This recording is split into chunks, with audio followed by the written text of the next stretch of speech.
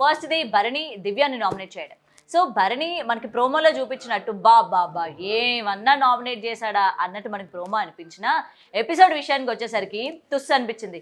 అన్న ఏందన్నా పాయింట్స్ గట్టిగా నామినేట్ చేయాలి గానీ, నువ్వు ఇప్పుడు బయటికి రావాలి, మా ఇద్దరి మధ్య బాండింగ్స్ లేవు, నేను మారిపోయాను అని నువ్వు చూపించుకోవడానికి దివ్యాని నామినేట్ చేయాలనుకున్నావు. Yes okay. బట్ పాయింట్స్ ఇవి. నువ్వు కరెక్ట్ పాయింట్స్ పెట్టాలి కదా! లేకపోతే తనూజ కెప్టెన్సీ టాస్క్‌లో జరిగిన పాయింట్స్ అయినా నువ్వు పెట్టాలి కదా! లేకపోతే నాగార్జున గారు చూపించిన వీడియోస్ బేసెస్ అయినా నువ్వు పాయింట్స్ పెట్టాలి కదన్నా, ఏందన్నా ఇట్లా చేసావు అని చెప్పి భరణి ఫ్యాన్స్ అందరూ కూడా హర్ట్ అయ్యారు, ఇంక్లూడింగ్ మీ.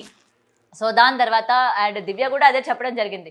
మీరు రీజన్ చెప్పండి, మీరు కరెక్ట్ పాయింట్ పెట్టండి, కరెక్ట్ పాయింట్ పెట్టి మాట్లాడండి. మీరు ఏదో నామినేట్ చేయాలి కదా అని చెప్పి, లేకపోతే ఎవరి మీద గ్రడ్జ్ చూపించుకోవాలని చెప్పి, లేకపోతే మన ఇద్దరి మధ్య బాండింగ్ లేదని చెప్పడానికి మీరు నామినేట్ చేయొద్దు.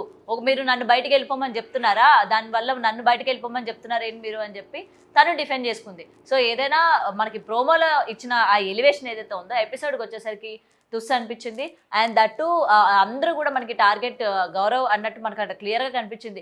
ఎస్, గౌరవ్కి టాస్క్లు అర్థం కావు, గేమ్ అర్థం కాదు అని వీళ్ళు ఏదైతే నామినేట్ చేశారో, సంజన ఏదైతే చెప్పిందో అది కరెక్ట్. ఎందుకంటే సంజన గారి యొక్క అబ్జర్వింగ్ లెవెల్స్ ఏ విధంగా ఉన్నాయో మనకి నేను నామినేషన్లో తెలిసింది. ఎందుకంటే హౌస్మేట్స్ అందరూ తనకి లాంగ్వేజ్ ప్రాబ్లం అని, లేకపోతే తనకి టాస్క్లు అర్థం కాదు, గేమ్ అర్థం కాదు, బిగ్ బాస్ ఒకటి చెప్తే ఈయన ఒకటి చేస్తాడు, లేకపోతే మేము ఒకటి చెప్తే గౌరవ్ ఒకటి చేస్తాడు, ఆయన అసలు హౌస్లోనే ఉండడానికి వీలు లేదు, ఆయనకి ఇచ్చిన పవర్ ఏంటో కూడా ఆయనకి తెలీదు అన్నట్టు అందరూ కూడా నామినేట్ చేశారు. బట్ సంజన విషయానికి వచ్చేసరికి మీరు అందరూ చెప్తుంది రాంగ్. ఆయనకి గేమ్ బాగా తెలుసు, గేమ్ ఎక్కడ ఎలా ఆడాలో తెలుసు, ఎవరితో ఏ విధంగా మాట్లాడాలో తెలుసు.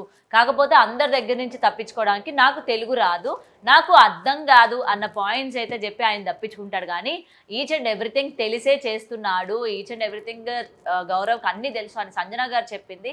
ఎస్ కరెక్టే.